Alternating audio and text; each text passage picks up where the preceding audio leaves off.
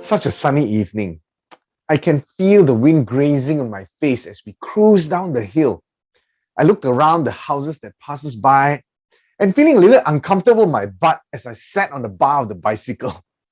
I looked down and saw my blue Japanese slippers flopping around as I tried to adjust them, while my cousin Fabian was navigating the bike. He was visiting, and we decided to ride around the neighborhood. Haven't you guys sat on the bar of the bike before when you were kids? You know, two humans, one bike. Now, I couldn't really recall what had immediately happened, but I am suddenly flying through the air like Superman with my two arms spread out in front of me. I can see the tar road getting closer and closer and closer to my face. I hit the black surface, tumbled around, and I saw that my cousin and the bike had suffered the same fate. My hand goes up to my forehead as I feel an excruciating pain, and my other hand is on my left ankle, brushing off the dirt around the cuts and bruises I received from the magnificent, perfect 10.04. I think my feet got caught in the wheel, and that caused us to act out a scene from Superman. And for some reason, I decided to test my knowledge of wrestling by headbutting the floor. So we picked ourselves up and we headed home. And upon arrival, we were greeted by a synchronized sound of gasps and "oh my gosh" from my mom and my aunts while they gazed at my newfound friend on my forehead that grew to a size of an egg within our minutes of our walk home. And yes, they started to question my cousin, seeing that he was supposed to be the older, responsible person, while mom ransacked the storeroom to find any form of first aid that was possible. So as my aunt was holding the bottle of sanitizing liquid and a cotton wool, trying to figure out what to do, and my mom reading the label of the antiseptic cream, trying to figure out the expiry date, she actually mumbled to me, "We cannot let your dad know about this." Wait, what? Is my mom trying to teach me how to say my first lie at the age of 10? But let me share with you a little background here. Dad was at the time a very hot-tempered person, and somehow anything would trigger him into a verbal rampage. "Okay, Zai." By the way, Zai is Cantonese for son. "Okay, Zai," my mom says, "if your father asks what happened, you were on a swing and you fell down, okay?" So like any other obedient 10-year-old, my immediate response was, "Oh." Our dad came home that night. He saw the bruise, questioned me what happened, and I said exactly what I was supposed to say. End of chapter. So why did I have to lie? I guess my mom and my aunts knew my dad. And if the truth came out, I would definitely receive the expected verbal corrections. My mom and my aunts would probably be told off about how they were irresponsible to allow it to happen. And probably my cousin would not be able to visit for a while. So I lied. That was the day I was introduced to the art of lying to survive. Now, these little white lies, as some of us would call it, was the perfect solution to number one, getting out of potential trouble, number two, keeping the peace, and number three, allowing me to go out again without question.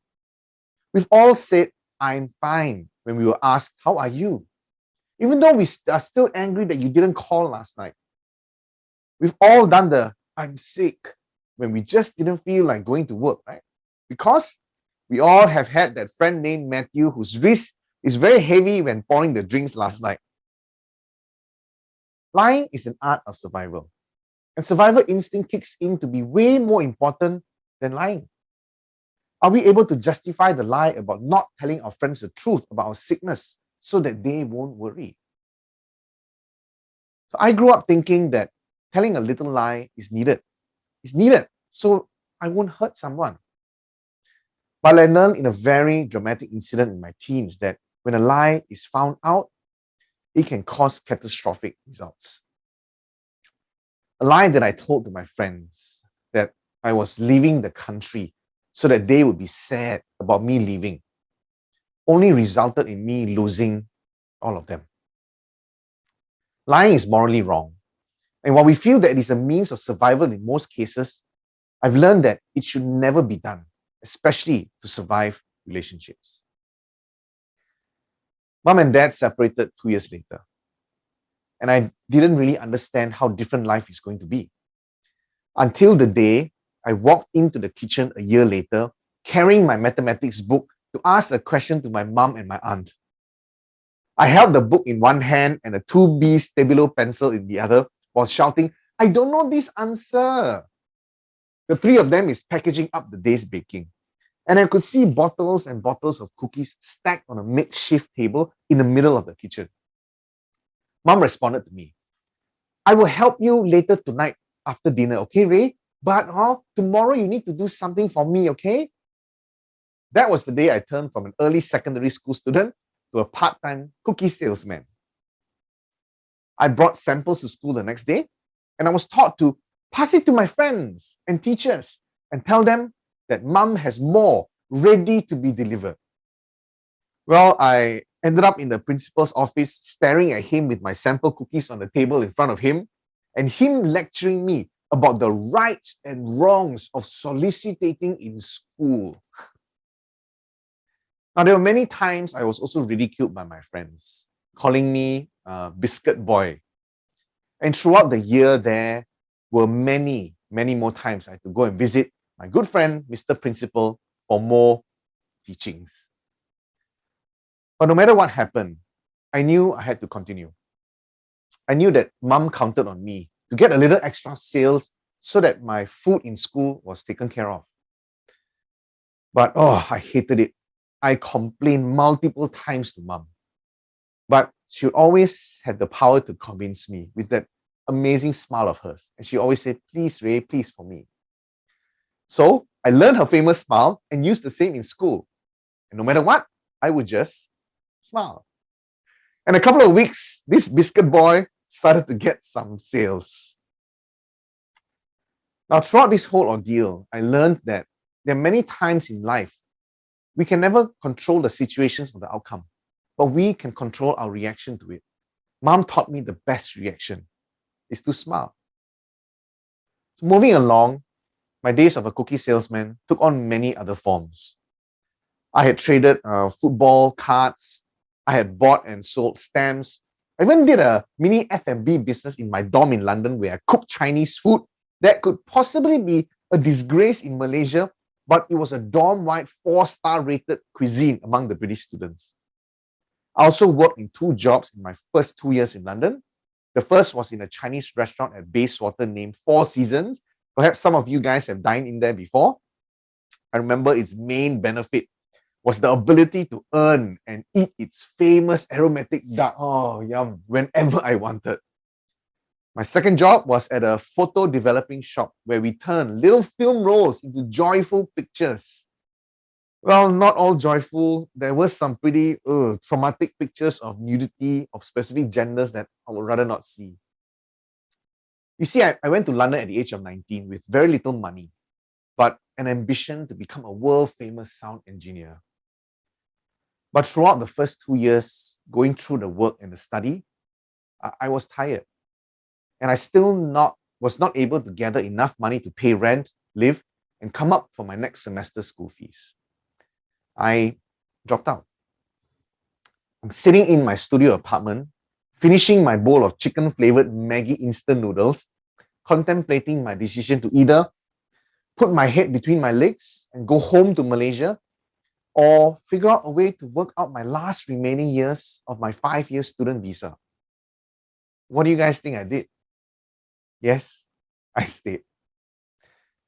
3 weeks later, I'm in my friend's apartment, sitting at the couch, feeling very calm, very mellow, and stoned. I had a passed marijuana joint in my hand. My legs was rested on the low table while my good friend Peter was trying to break the Gran Turismo score on the PlayStation. I suddenly had a curious epiphany. And I turned to Andy, who was this big black British guy, and he was also a drug dealer. And I asked Andy, how do you make money from dealing? I was pretty desperate. Developing photos and washing dishes in a Chinese restaurant is not going to build my career, let alone help me to survive this expensive city. Andy, he was nice. He was an awesome friend. And he proceeded to download the entire playbook for trading herbal remedies to me. 2 weeks later, I began my career as Rolling Ray. I moved into an apartment together with Andy a month later, and that was the start of my illustrious career in the natural trading business. The 3 years that followed was one of risks, danger, and it wasn't exactly legal, but it was luxurious and it was highly profitable. So why did I do it? Well, at that time, I assessed 2 possibilities in my life.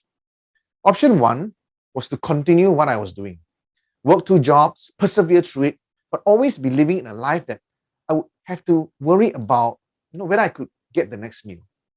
Option 2 was to figure out something else, anything, as long as it would give me the means to be better. I guess when we are put in situations of choice, we can choose to play the victim. And in my case, being in a situation that I could not control about the cost of living in London, and just accept the circumstance and let the situation lead my life.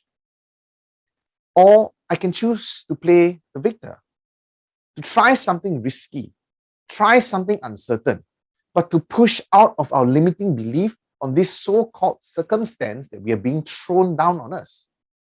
It's never guaranteed. I analyzed the situation, but not to continue analyzing forever, but to know that at the end, we just got to take that step to move and I guess learn along the way. For me, the survivor mentality was one about focus. Focusing on the next steps and never on what is. It's about looking back and learning from the past and using it to always tell ourselves we have to move whatever it takes. And if it turns to shit, well, we focus again and then we survive again. This has been pretty much my life. I left London 3 years later and I returned to Kuala Lumpur as my student visa had expired and with my green savings from my green business and unfortunately a resume that had no qualifications, no justification as to what I was doing for the last 5 years in London. I knew it was going to be very, very tough to get into the workforce. I mean, I couldn't exactly place my natural trading experience in my resume, right? So once again, it was decision time. So I'm combing through the full-length newspaper on the dining table at my mom's house. I'm looking at the job ads section, and I found that there were many companies advertising for IT positions. But the only experience I had with IT was me playing Command and Conquer on my Gateway PC in London through that little noisy 56K dial-up modem that I was there a few years before. But that was what companies were looking for, IT. So was I going to give up my love for music and the couple of years I've been studying the trade to go on to something completely new? Well, again, yes. So I self-studied a Microsoft Certified Systems Engineer certification for 3 months and then started a job in my friend's father's company as an IT admin. Oof, it was a big change. 20 years later today, I built an IT cloud solutions company that eventually spanned across 9 countries, and last year, I sold it. But someone recently pointed out to me and asked, Raymond, what made you take such a drastic, complete 180-degree turn in the things that you did? And what gave you the confidence to make you think that it was the right decision? Actually, I didn't know. I never knew that it was the right decision. I couldn't have known. I didn't have the experience. But there was one thing I knew, that I had been there before, that I had been standing in crossroads before. I've been through the hardships before, and every one of them always had an end. Nothing is ever permanent in life, not even pain. So I knew that all I had to do was not to look at the gravity and immense challenge that I'm facing, but to focus on just the next steps. And no matter what the next step is, we will never know the outcome unless we try. Survival is not about analyzing situations. It is about believing that there's always learning in the uncertainty. There was many uncertainties. It was not about being positive, but it was knowing that there was always a possibility of a positive outcome. And for me, sometimes that's just enough. But through my stories today, I want to offer you one last insight. I've gone through many challenges in my life. Some has taken me to dark alleys, and some through bad crowds and even illegal businesses. But I stand here today having achieved what I deem as a successful life due to one important fact. Throughout all my ordeals, the fact is that my mom never told me what to do, but she always told me how to be a good person. I never listened all the time, but one day, when the time came for me to rewind all her lessons and replay it, that was what shaped me to become the person I am today. Proverbs 22 verse 6 in the Bible says, "Train up a child in the way he should go. Even when he is old, he will not depart from it." For those of you who have kids today, and you're going through a situation where you feel that your kids are not growing up the way that you want them to be, and you're frustrated, from a former child that can relate to them, I would like to share that all you have to do is just continue teaching them how to be a good person and be with them throughout. You don't have to worry. Because one day, when the time is right, they will prove to you that your investments of time was worth it. Because we all have to go through and embrace our survival mindset. And it helps when we have parents who are guiding us in the right paths and principles. Thank you.